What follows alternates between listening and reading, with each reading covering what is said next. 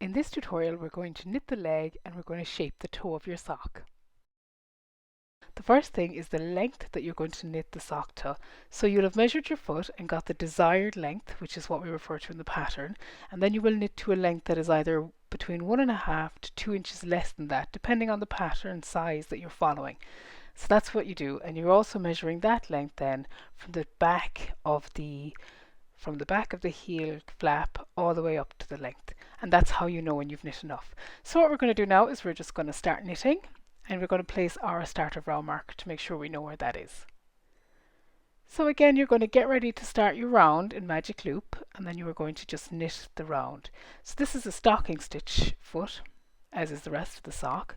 And again, as we've said for the other pieces, if you see keep in pattern or continue in pattern or start at a particular chart, then that's all you really need to know here for the foot of the sock. They're just plain rounds until then. So but we will show you a little tip here that I find really useful once I finish knitting off of this first needle. And this tip is to allow you to knit socks that are the same size. So the first thing I do is I place a removable marker just after I finished the first row of my foot. And the reason I do that is that allows me to know how many rows I knit in my foot, and then when I'm knitting my second sock, it allows me to match that exactly, which I find really handy for kind of getting rid of second sock syndrome when you get to this point, because you know exactly how many rows you're aiming for. You can just keep knitting until you get there. I'll just show you a sock I have earlier, and this is what I've done with that. So I mark my row here, and then I'm going on towards the toe, and I've marked that as well after I start my toe, and that's really useful because then you know exactly how many rounds you're aiming for. So that's just a small tip.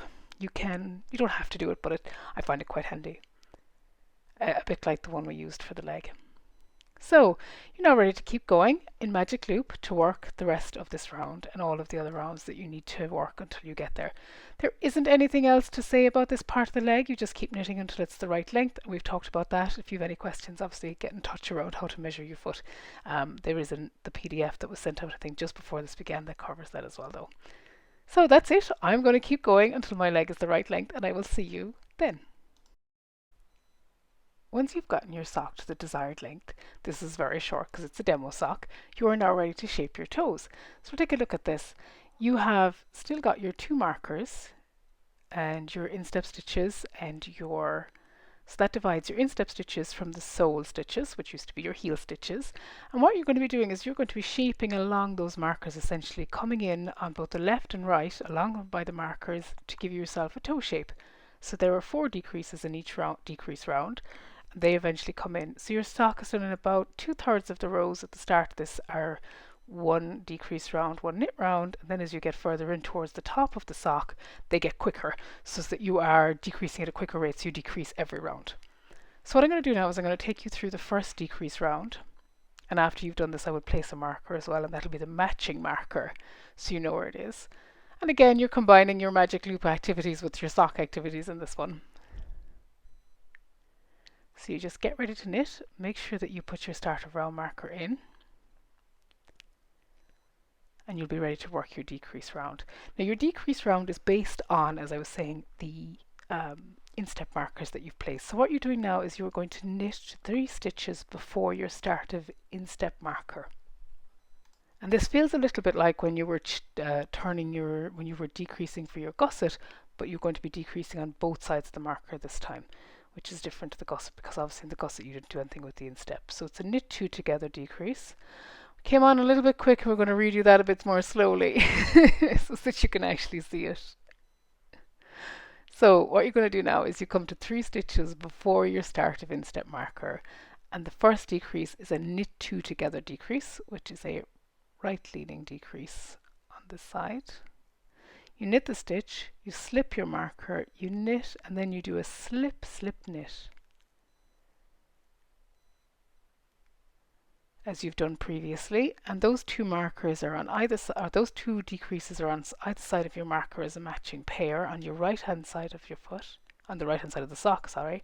Then you knit across, and this time you're going to knit the 3 stitches before this end of instep marker, and this is different to when you were doing the gusset pickup again, because you were knitting to the instep markers in that, whereas this time you are going to be knitting to before it, because you have 2 pairs of matching decreases.